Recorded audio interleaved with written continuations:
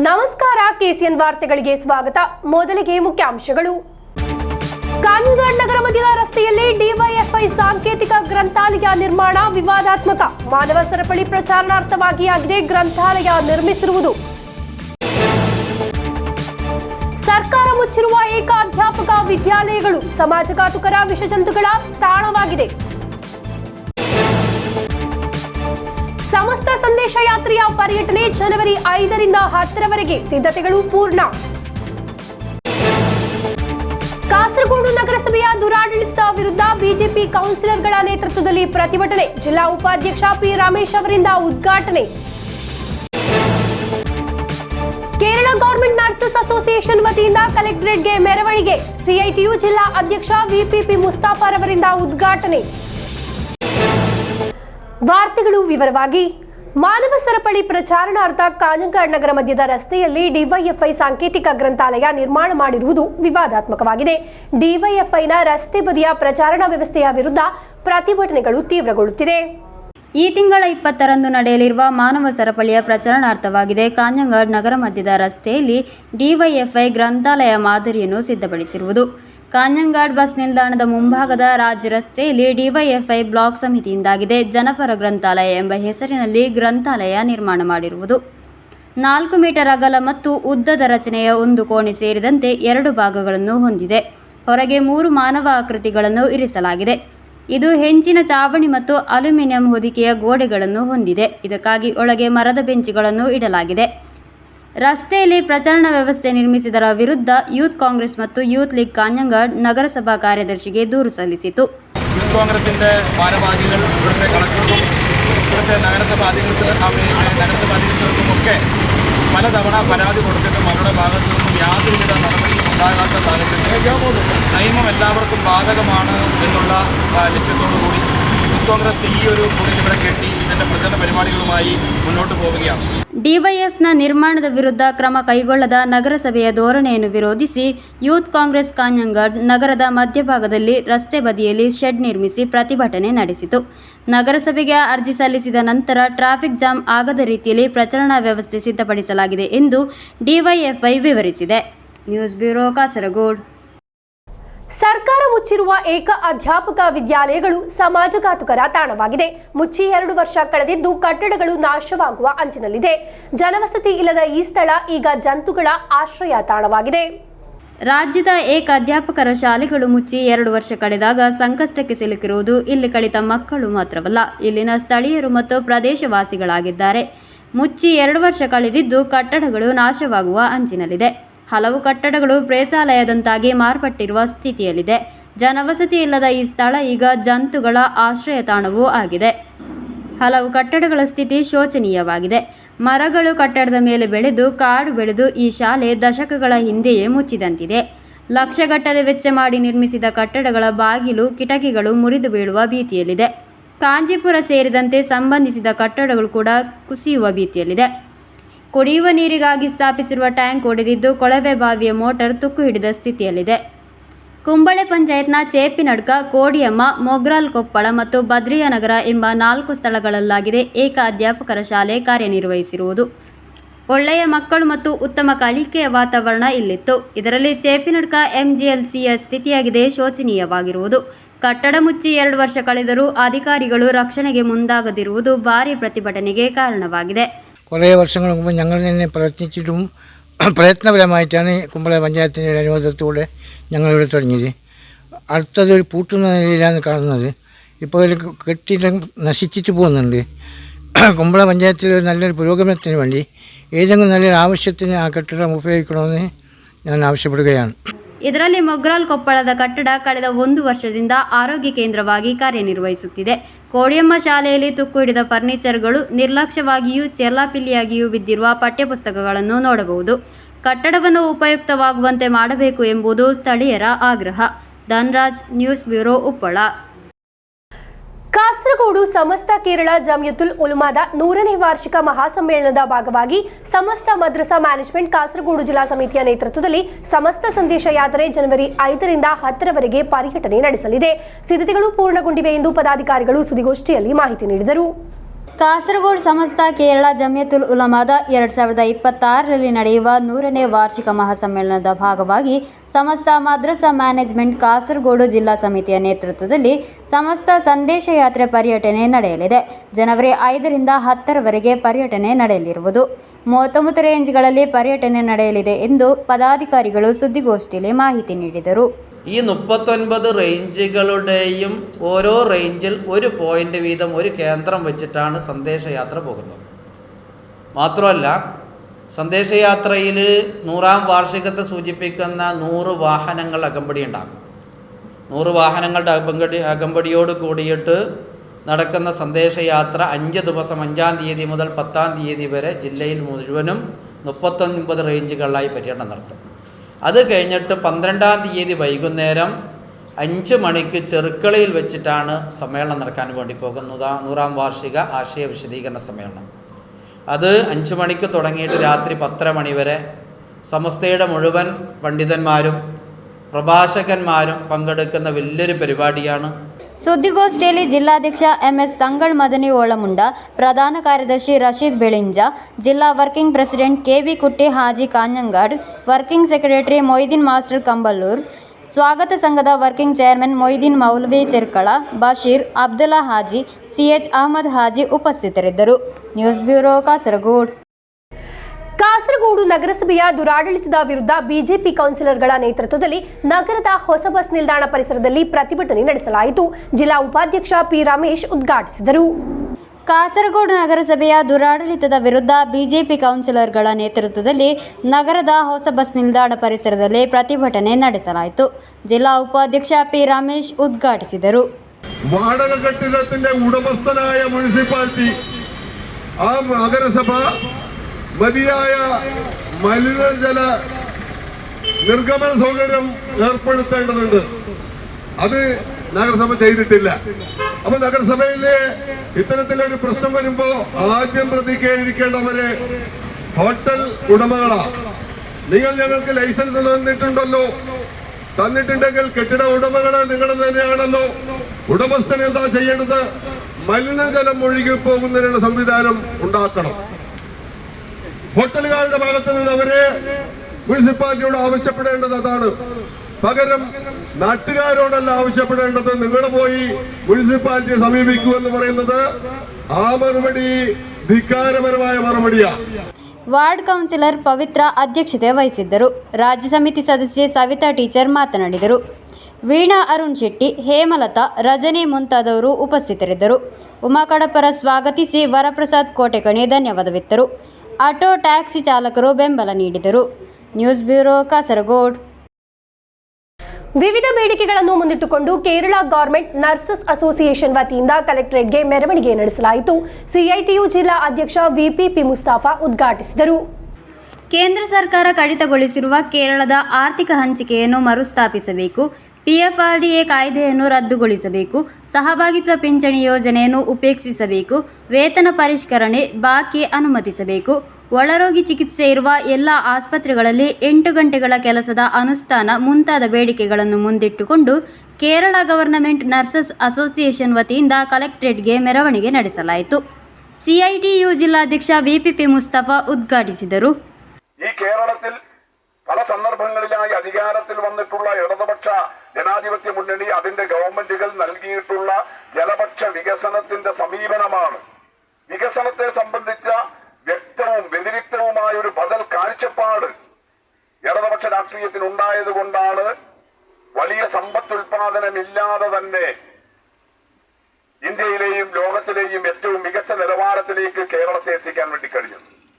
ഇതുപോലെ ഒരു വികസന കാഴ്ചപ്പാടും ഇതുപോലെ ഒരു വികസന രാഷ്ട്രീയവും ഇല്ലാത്തത് കൊണ്ടാണ് ഇന്ത്യയിലെ തന്നെ മറ്റു സംസ്ഥാനങ്ങൾ ഇപ്പോഴും വലിയ പരാധീനതകളും വലിയ പ്രാരാബ്ധങ്ങളുമുള്ള സംസ്ഥാനങ്ങളായിട്ട് അവിടുത്തെ സാധാരണ മനുഷ്യരുടെ ജീവിതം. ಜಿಲ್ಲಾ ಅಧ್ಯಕ್ಷೆ ಹಫ್ಸತ್ ಬಿ ಅಧ್ಯಕ್ಷತೆ ವಹಿಸಿದ್ದರು. KGNA ರಾಜ್ಯ ಸಮಿತಿ ಸದಸ್ಯ PV ಪವಿತ್ರನ್ ಮಾತನಾಡಿದರು. A. ಶ್ರೀಜಾ, ನಿಮೇಶ್ ಬಾಬು, KV ಪ್ರಸೀನಾ ಮೆರವಣಿಗೆಯ ನೇತೃತ್ವ ವಹಿಸಿದ್ದರು. ಅನೀಶ್ PV ಸ್ವಾಗತಿಸಿ ಜಲಜಾ KK ಧನ್ಯವಾದವಿತ್ತರು. News bureau Kasaragod. Open press precision farming ಯಶಸ್ವಿಗೊಳಿಸಿದ್ದಾರೆ ಕಾಸರಗೋಡು ತ್ರಿಕರಿಪುರದ ಯುವ ಎಂಜಿನಿಯರ್ ವಿನಯರಾಜ್. ಬಿಡುವಿಲ್ಲದ ಕೆಲಸದ ನಡುವೆಯೂ ಮನೆಯ ಸ್ಥಳದಲ್ಲಿ ಹೊಸ ಕೃಷಿ ವಿಧಾನ ಅಳವಡಿಸಲಾಗಿರುವುದು. ಓಪನ್ ಪ್ರಿಸಿಷನ್ ಫಾರ್ಮಿಂಗ್ ಅಥವಾ ಹನಿ ಕೃಷಿ ಎಂಬ ಹೊಸ ಕೃಷಿ ರೀತಿಗೆ ತುಸು ಹೆಚ್ಚು ಖರ್ಚಾದರೂ ಕೃಷಿ ಸ್ಥಳದಲ್ಲಿ ಕಳೆಗಳನ್ನು ಸಂಪೂರ್ಣವಾಗಿ ತೆಗೆದು ತರಕಾರಿ ಕೃಷಿಯನ್ನು ಯಶಸ್ವಿಗೊಳಿಸಿರುವುದಕ್ಕೆ ಸಂತಸದಲ್ಲಿದ್ದಾರೆ ತ್ರಿಕರಿಪುರದ ಯುವ ಇಂಜಿನಿಯರ್ ವಿನಯರಾಜ್. ಮೊದಲೇ ಸಿದ್ಧಪಡಿಸಿದ ಸ್ಕೆಚ್ ಪ್ರಕಾರ ಸಾವಯವ ಗೊಬ್ಬರಗಳು, ಕುಮ್ಮಯ್ಯ ಮುಂತಾದವುಗಳಿಂದ ಮೈಕ್ರೋಟ್ಯೂಬ್ಗಳನ್ನು ಸ್ಥಾಪಿಸುವ ಮೂಲಕ ಹನಿ ನೀರಾವರಿ ಕೃಷಿ ನಡೆಸುವುದು. ಈ ಮೂಲಕ ಅಲ್ಪಾವಧಿ ತರಕಾರಿ ಕೃಷಿಯಲ್ಲಿ ഉത്തമ ഇಳುവരി പಡೆയಲು സാധ്യ ಎಂದು വിനയരാജ് ತಿಳಿಸಿದರು. ചെറിയ തോതിൽ ഓപ്പൺ പ്രിസിഷൻ ഫാമിംഗ് പിന്നെ ഇപ്പോൾ എൻ്റെ ഈ ചെറിയ സ്ഥലത്ത് നടത്തിയിട്ടുണ്ട്. അതിൽ വിവിധ ഇനം പച്ചക്കറി, നിത്യവഴുതിന, ചതുരപ്പയർ, പയറുവർഗ്ഗങ്ങൾ, വെണ്ട, വഴുതിന, മുളക്, ഇങ്ങനെ മിക്കവാറും ഒരുപാട് വെറൈറ്റി പച്ചക്കറികൾ ഇപ്പോൾ നടത്തി വരുന്നുണ്ട്. വിളവെടുപ്പ് ഇപ്പം തുടങ്ങി വരുന്നതേ ഉള്ളൂ. ഒരു മോശമില്ലാത്ത രീതിയിൽ വിളവെടുപ്പ് വരുന്നുണ്ട്. പക്ഷേ ഈ drip irrigation, that's main thing. അതാണ് ഏറ്റവും വലിയ. ഇത് 400-450 ചെടികൾ ഇപ്പോൾ ഇവിടെയുണ്ട്. പക്ഷേ അത് എനിക്ക് വെള്ളം നനയ്ക്കാൻ വേണ്ടി മിനിമം ഒരു 2-3 മിനിറ്റ് മതി. ഇല്ലെങ്കിൽ നോർമലി നമ്മൾ പൈപ്പോ ഹോസ് പൈപ്പ് വെച്ചൊക്കെ ചെയ്യുന്നുണ്ടെങ്കിൽ ഒരു 6 മണിക്കൂർ മിനിമം എടുക്കുന്ന കാര്യം 2 മിനിറ്റ് കൊണ്ട് ചെയ്യാൻ പറ്റും. ಮಲ್ಚಿಂಗ್ ಶೀಟ್ ಹರಡಿ ಮಾಡಿದ ದ್ವಾರಗಳಲ್ಲಿ ಸಸಿಗಳನ್ನು ನೆಡಲಾಗುತ್ತದೆ. ಬೆಂಡೆ, ಬದನೆ, ತೊಂಡೆ ಮುಂತಾದವುಗಳ ಕೊಯ್ಲು ಆರಂಭವಾಯಿತು. ರಿಟೈರ್ಡ್ ಫಾರ್ಮ್ ಸೂಪರಿಂಟ್ ಸುರೇಂದ್ರನ್ ಇದಕ್ಕೆ ಅಗತ್ಯ ಸೂಚನೆ ನೀಡುತ್ತಿದ್ದಾರೆ. ಕೃಷಿ ಇಲಾಖೆಯು ಕೃಷಿಗೆ ಹಣಕಾಸಿನ ನೆರವು ನೀಡುತ್ತಿದೆ. News bureau, Kasaragod. Thalangara Malik Dinar Islamic academy ಹಳೆ ವಿದ್ಯಾರ್ಥಿ ಒಕ್ಕೂಟ ಇಮಾಮ ಆಯೋಜಿಸುವ ಟ್ಯಾಲೆಂಟ್ ಟೆಸ್ಟ್ ಮೊದಲ ಹಂತದ ಪರೀಕ್ಷೆ ಜನವರಿ 7ರಂದು ಜಿಲ್ಲೆಯ ವಿವಿಧ ಸೆಂಟರ್ಗಳಲ್ಲಿ ನಡೆಯಲಿದೆ.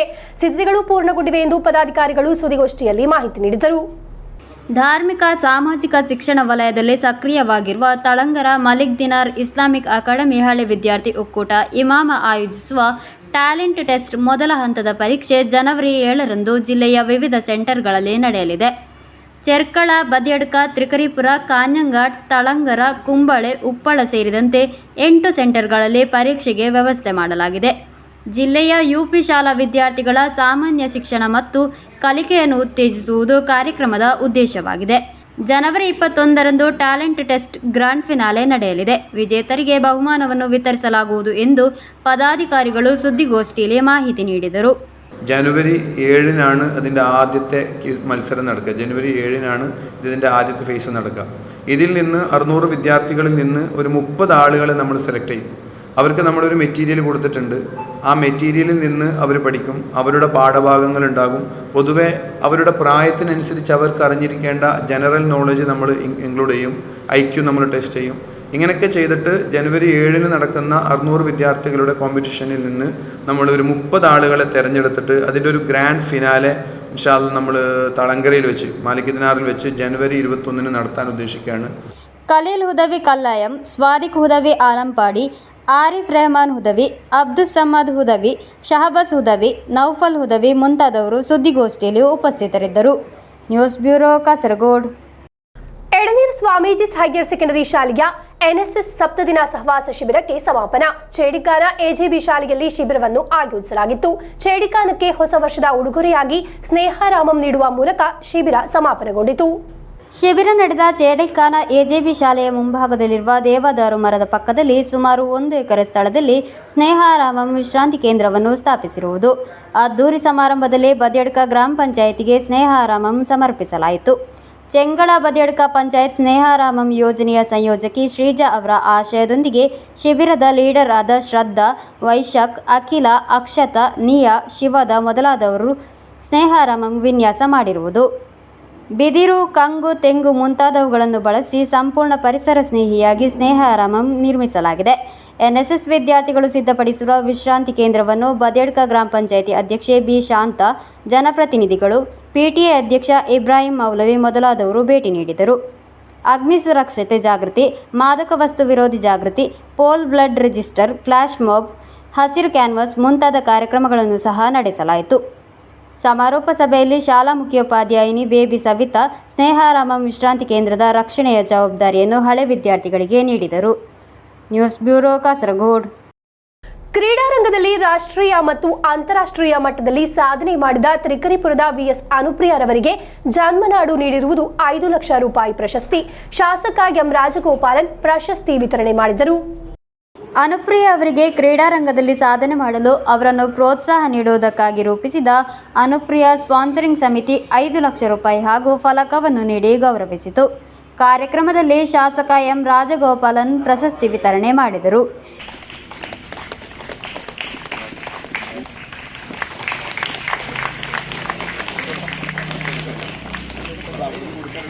നല്ല രീതിയിൽ തന്നെ സ്പോർട്സ് പ്രേമികളായിട്ടുള്ള തൃക്കരിപ്പൂരുകാർ ദൈനംദിന പരിശീലനം വർക്കൗട്ട് ചെയ്യുന്നതിനടക്കമുള്ള സൗകര്യങ്ങൾ നൽകാനും ഒരു ചെറിയ സ്കോളർഷിപ്പ് അടക്കം നൽകി പ്രോത്സാഹിപ്പിക്കാനുമുള്ള ഇവിടുത്തെ സ്പോർട്സ് പ്രേമികളുടെ സന്നദ്ധതയ്ക്കും സന്മനസ്സിനും പ്രത്യേകം ഞാൻ അഭിനന്ദിക്കുകയാണ്. ഇതിൻ്റെ ഒരു സഹായ കമ്മിറ്റി രൂപീകരിച്ചപ്പോൾ ആ യോഗത്തിന് ഞാനുണ്ടായിരുന്നു തോന്നുന്നു, നമ്മൾ എല്ലാവരും ഉണ്ടായിരുന്നു. അപ്പോൾ യോഗത്തിൽ തന്നെ ആ യോഗം തന്നെ വളരെ ആവേശത്തോടെയാണ് ഈ ഒരു കാര്യം ഏറ്റെടുത്തത്. ಕಾರ್ಯಕ್ರಮದಲ್ಲಿ ಅನುಪ್ರಿಯರವರ ತರಬೇತುದಾರರಾದ ಚೆರ್ವತ್ತೂರಿನ ಕೆಸಿ ಗಿರೀಶ್ ಅವರನ್ನು ಗ್ರಾಮ ಪಂಚಾಯಿತಿ ಅಧ್ಯಕ್ಷ ವಿಕೆ ಬಾವ ಸನ್ಮಾನಿಸಿದರು. ಮುಂದಿನ 1 ವರ್ಷಕ್ಕೆ ಅನುಪ್ರಿಯರಿಗೆ ಇಳಂಬಚ್ಚಿ ಕ್ರೀಡಾ ಇಂಡೋರ್ ಅಕಾಡೆಮಿ ಏರ್ಪಡಿಸುವ ಮಾಸಿಕ ಸ್ಕಾಲರ್ಶಿಪ್, ಫಿಟ್ನೆಸ್ ತರಬೇತಿಗಾಗಿ ಉಚಿತ ಸದಸ್ಯತ್ವದ ವಿತರಣೆಯನ್ನು ಅಮೀರ್ ಅಲಿ ತಾಳಿಚಲಂ ನೆರವೇರಿಸಿದರು. ಕಾರ್ಯಕ್ರಮದಲ್ಲಿ ಸ್ಪಾನ್ಸರಿಂಗ್ ಸಮಿತಿ ಚೇರ್ಮನ್ ಡಾಕ್ಟರ್ ವಿಪಿಪಿ ಮುಸ್ತಫಾ ಅಧ್ಯಕ್ಷತೆ ವಹಿಸಿದ್ದರು. ಟಿ ಪ್ರಸಾದ್ ಮಾತನಾಡಿದರು. News bureau Cheruvathur. Team Kasaragod ವತಿಯಿಂದ ಚೆರ್ಕಳ ಗ್ರೀನ್ ವ್ಯಾಲಿ ರೆಸಾರ್ಟ್ನಲ್ಲಿ ಪ್ರತಿಭಾ ಸಂಗಮ ಕಾರ್ಯಕ್ರಮ ಆಯೋಜಿಸಲಾಯಿತು. ಖ್ಯಾತ ಚಲನಚಿತ್ರ ನಿರ್ದೇಶಕ ಲಾಲ್ ಜೋಸ್ ಉದ್ಘಾಟಿಸಿದರು. ಜಿಲ್ಲೆಯ ಪ್ರಮುಖ ಕಲೆ ಸಾಂಸ್ಕೃತಿಕ ಒಕ್ಕೂಟವಾದ ಟೀಮ್ ಕಾಸರಗೋಡು ವತಿಯಿಂದ ಪ್ರತಿಭಾ ಸಂಗಮ ಕಾರ್ಯಕ್ರಮವನ್ನು ಆಯೋಜಿಸಲಾಯಿತು. ಚೆರ್ಕಳ ಗ್ರೀನ್ ವ್ಯಾಲಿ ರೆಸಾರ್ಟ್ನಲ್ಲಿ ನಡೆದ ಕಾರ್ಯಕ್ರಮವನ್ನು ಖ್ಯಾತ ಚಲನಚಿತ್ರ ನಿರ್ದೇಶಕ ಲಾಲ್ ಜೋಸ್ ಉದ್ಘಾಟಿಸಿ ಮಾತನಾಡಿದರು. ಬಿಎಂ ಸಾದಿಕ್ ಅಧ್ಯಕ್ಷತೆ ವಹಿಸಿದ್ದರು. ಸುರೇಶ ರಾಮಂದಳಿ, ಅಹಮದ್ ಹಾಜಿ ಅಸ್ಮಾಸ್, ಕಳಬನ್ ನಂದನ ಮಾತನಾಡಿದರು. ಸ್ಟಾಲಿ ಹಾಜಿ ಬೇಕಲ್, ಟಿಎ ಶಾಫಿ, ಶುಹೈಬ್, ಮೊಹಮ್ಮದ್ ಪಟ್ಲ, ಡಾಕ್ಟರ್ ಅಬ್ದುಲ್ ಸತ್ತಾರ್, ಅಶ್ರಫ್ ಅಲಿ ಚೇರಂಗೈ ಮುಂತಾದವರು ಉಪಸ್ಥಿತರಿದ್ದರು. ವಿವಿಧ ಕ್ಷೇತ್ರಗಳಲ್ಲಿ ಸಾಧನೆ ಮಾಡಿದ ಡಾಕ್ಟರ್ ಶಿವಪ್ರಸಾದ್, ನಾಸರ್ ಪರಶಿನಕಡವು, ಡಾಕ್ಟರ್ ಅಬ್ದುಲ್ ಸತ್ತಾರ್ ಎಂಬಿವರನ್ನು ಸನ್ಮಾನಿಸಲಾಯಿತು. ಕಿರುಚಿತ್ರ ನಿರ್ದೇಶಕ ವಿ ಅಬ್ದುಲ್ ಸಲಾಂ, ಎಂಸ್ಕೆ ಪ್ರಥಮ ರೈಸಿಂಗ್ ಸ್ಟಾರ್ ಪ್ರಶಸ್ತಿ ವಿಜೇತರಾದ ಸೌಪರ್ಣಿಮಾ ಮಧು, ಶಿವದಾ ಮಧು ಮತ್ತು ಫ್ಲವರ್ಸ್ ಟಾಪ್ ಸಿಂಗರ್ ಸೀಸನ್ 4 ಖ್ಯಾತಿಯ ತಾರ ರಂಜಿತ್ ಅವರಿಗೆ ಪ್ರಶಸ್ತಿ ನೀಡಲಾಯಿತು. ವಿವಿಧ ಕಲಾ ಸ್ಪರ್ಧೆಗಳು ನಡೆಯಿತು. 20 ಮಂದಿ ಮಕ್ಕಳು ಭಾಗವಹಿಸಿದ್ದರು. ವಿವಿಧ ಕಾರ್ಯಕ್ರಮಗಳು ನಡೆದವು. ವಿ ಅಬ್ದುಲ್ಲಾ ಸಲಾಂ ಸ್ವಾಗತಿಸಿ ಹಮೀದ್ ಕಾವಿಲ್ ಧನ್ಯವಾದವಿತ್ತರು. ವಿಜಯನ್ ಶಂಕರಂಬಾಡಿ ಕಾರ್ಯಕ್ರಮವನ್ನು ನಿರೂಪಿಸಿದರು. ಸಿದ್ದಿಕ್, ರವಿ, ಭರತನ್, ಅನಿಲ್, ಸುಧಾ ಟೀಚರ್, ಉಮೇಶ್ ರಾಮನ್, ಶೈಲಜಾ ಉಮೇಶ್, ಸೌಮ್ಯ ಸಾಜು ನೇತೃತ್ವ ವಹಿಸಿದ್ದರು. News bureau Kasaragod. ಕೊನೆಯಲ್ಲಿ ಮತ್ತೊಮ್ಮೆ ಮುಖ್ಯಾಂಶಗಳು.